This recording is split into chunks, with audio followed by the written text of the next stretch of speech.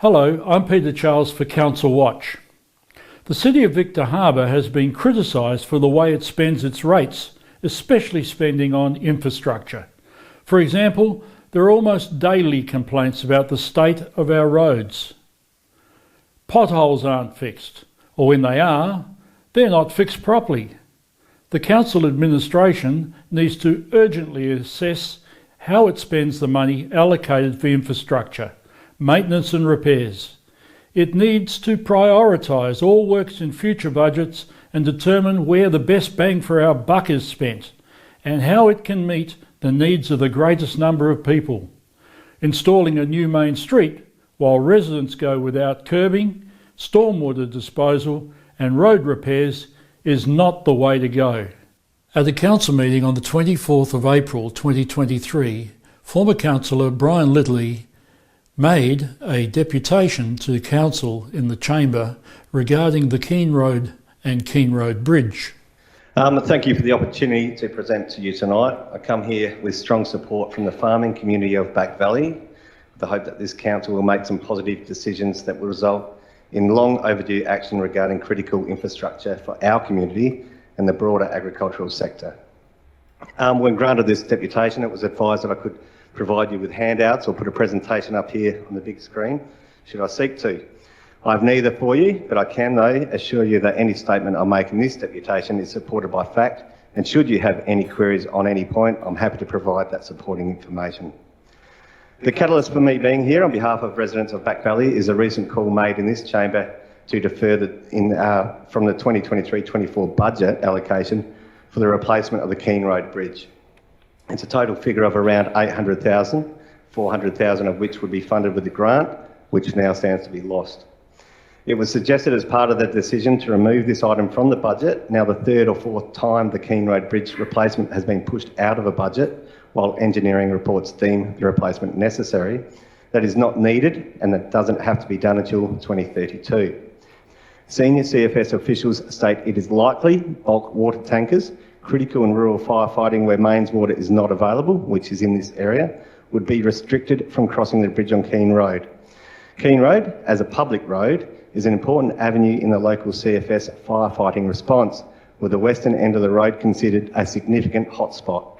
It is imperative Keene Road is maintained in a manner that gives CFS every opportunity to combat a bushfire threat to Back Valley and Victor Harbor.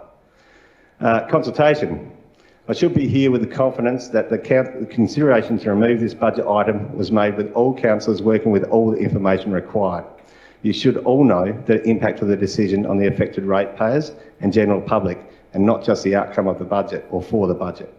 I should be here with that confidence, but I'm not, because I know as a primary producer and resident in the immediate area, I was never asked how it impacts me if this bridge upgrade is not forthcoming. And I'm told by the majority of my Keene Road neighbours that they also have not been asked. Where is the consultation, and how can you make a decision of such significance without it? The bridge is just a small part of the infrastructure critical to the City of Victor Harbor's agricultural sector, majority of which is located in the Waipinga, Back Valley, Inman Valley and High Marsh Valley regions. Part of Councillor Kemp's reasoning for the Keene Road Bridge being able to stay was that it is so small. It may or may not prove to be an Achilles heel if left untouched, and I can relate to some of the comments had in your recent debate on the topic. It may be the least of our problems. Is this really the best way to spend the money allocated to roadworks and infrastructure repair? Would it not be far better to build a bridge over the Stock Road forward than Keene Road Bridge? As Brian Lidley pointed out, Keene Road is little more than a bullock track. So before more than $750,000 is spent on Keene Road Bridge, the council needs to undertake a traffic management survey to determine exactly how many vehicles actually use it. While council's work crews try their best with the annual grade of the road, it is the case that very little in terms of materials to actually build up the unsealed road has been committed. Even the best road workers, and we do have some of the best road workers here in this council, can't do much with nothing to work with. This road a few years back had repurposed crushed Ocean Street pavers used for a section. I myself had 3 wrecked 4-wheel drive tyres in the space of a month as a result of that. Your farmers are individually significant ratepayers and collectively the economic drivers for this region. We're not asking you to build us footpaths, maintain a road verge, slash a vacant block, water or mow our neighbourhood playground. We're not even asking you to seal our roads. We just want our roads and their infrastructure maintained to the standard they are supposed to be so that we can play our important role in this community safely and efficiently. I'm sure that all ratepayers would agree that the road repairs are necessary for Keene Road, especially as it might be used by CFS units in the event of bushfire. Our research, though, with local CFS has confirmed the bridge and road as is now provides no obstacle to quick and safe access in a fire emergency. It is intolerable that primary producers and others using the road have suffered severe damage to their vehicles.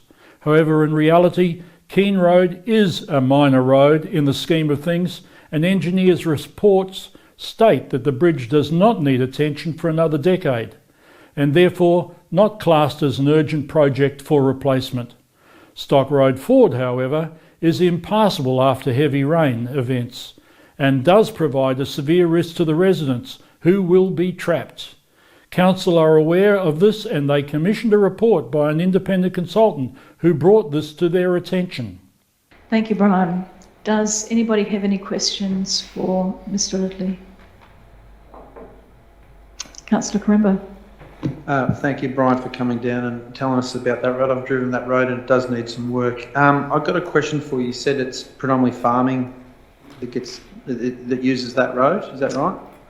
No, it's mixed use. It has literally thousands of walkers, hundreds of cyclists through that avenue all the time. It's a Hyson Trail. It's a very, very busy road. It's a shared traffic. Yes, there's a lot of farm vehicles use it. Yeah. But not only the vehicles that are attached to the farms along that road. It is a major thoroughfare. It is a safer route for taking tractors. Contractors use it. You need to move. Have you seen caravans up and down that? Caravans are up there all the time. Do you know if there's a caravan RV park up there? Or there is a caravan RV park up there. Yes. Okay. Thank you. Thank you very and a much. campground. Thank you very much. We do agree with Mr. Lidley there is a need to improve vision at blind corners, and we understand that whilst the project is removed from the current budget, in order to qualify for the government grant it needs to commence in May 24 and could be completed by September 24.